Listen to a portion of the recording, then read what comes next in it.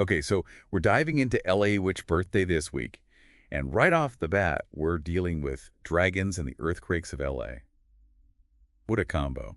What'd you think about that?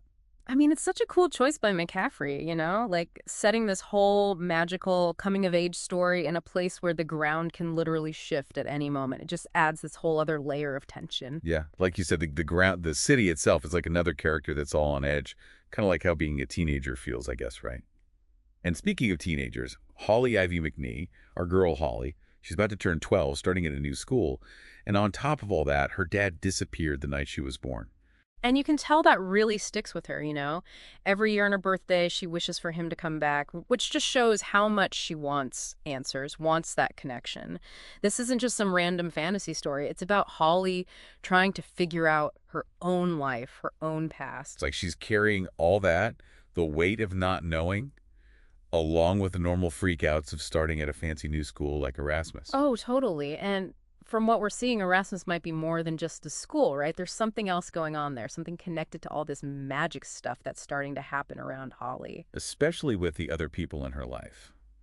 Her mom, Abby, she runs that New Age shop, and you get the feeling she's hiding some serious magical secrets. What'd you think? Protective witch mom vibes. For sure. Abby's totally walking that line between wanting to keep Holly safe, but also getting her ready for something big, something she might not be ready for. Remember when she gives Holly that necklace with the inscription that nobody can read? It's like she's passing down a family heirloom, but it's also like she's giving her a responsibility? Yeah, like, here you go, honey. No pressure or anything, just a whole magical destiny. And then there's Mrs. Balfour, Holly's English teacher. She seems to know a lot more about that weird book than she's letting on. The way she just chucks it at Holly at first, calls it rubbish, but then Yeah. watches her really closely. It's like she knows exactly what it is, maybe even trying to get Holly to figure it out on her own. Super mysterious, total secret society of wiki bookworms, right? Uh, And speaking of mysteries, Holly's classmates are another piece of the puzzle. You've got Tiffany, classic queen bee, with Wanda, her sidekick.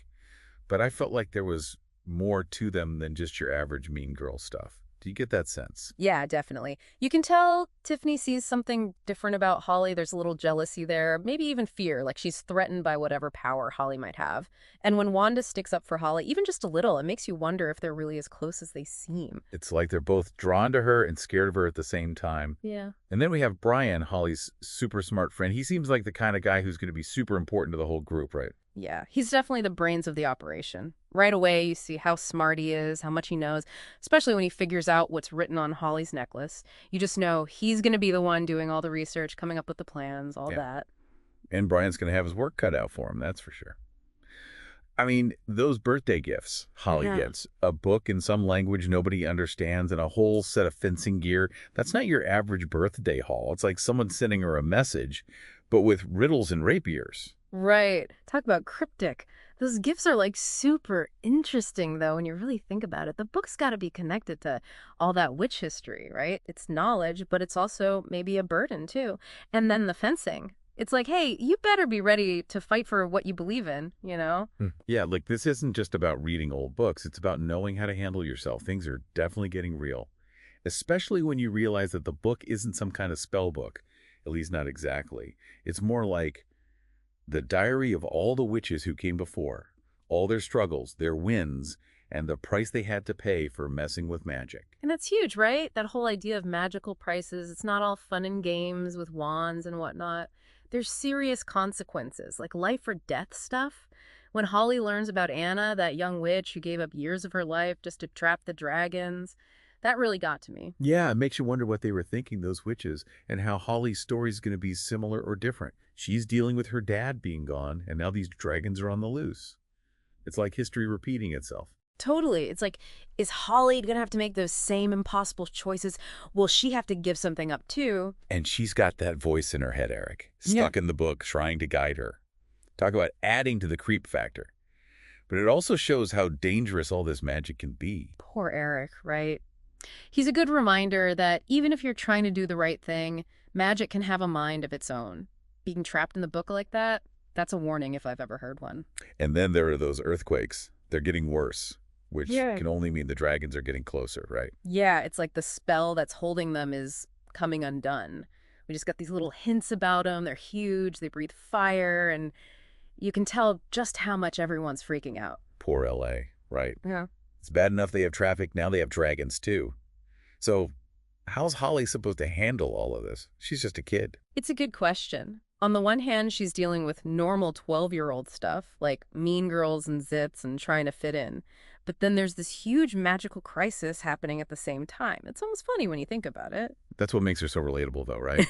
She's not some superhero. She's a real person with real problems, just trying to live her life with these crazy dragon earthquakes going on. Exactly. That's why you can't help but root for her.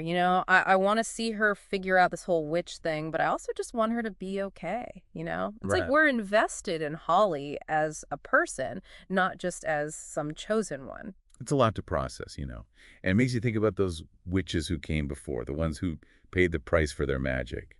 Are they really gone for good? It's like this question that just hangs over everything, right? Like, were those sacrifices permanent? It's interesting, though, because there are those little hints, like that message Holly finds.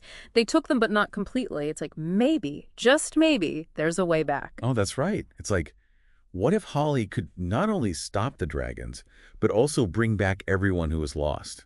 That would be incredible, but talk about pressure. Can you imagine rewriting the rules of magic like that? It's a cool idea, but also kind of terrifying, right? Like, what if there are consequences we can't even imagine? It's like walking a tightrope, for sure. But on top of all that, there's the very real threat of these dragons breaking loose right now. I mean, those descriptions are intense. Oh, totally. And it's not just that they're big and scary, right? We hear about dragon horoscopes. And that line, dragons with dragons only converse. It's like they have their own whole culture, their own language. They're not just monsters, they're intelligent creatures. Right.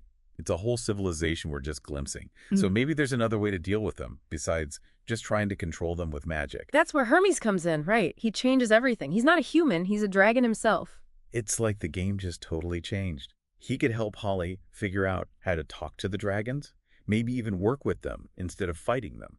Maybe, but he's also got his own reasons for helping her, right? It's not entirely clear what his deal is.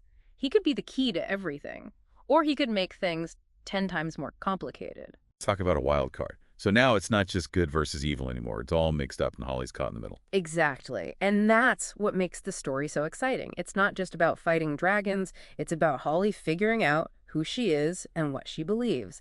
And as we leave her facing this challenge that's way bigger than she is, you can't help but wonder what's going to happen to her and what's going to happen to LA. I guess we'll have to wait and see. But I do have one last question for everyone listening. Hermes says magic attracts attention. So if that's true, who else might be watching Holly? Who else might want to use her or stop her for their own gain? It's something to think about as you continue reading because things are about to get a lot more interesting.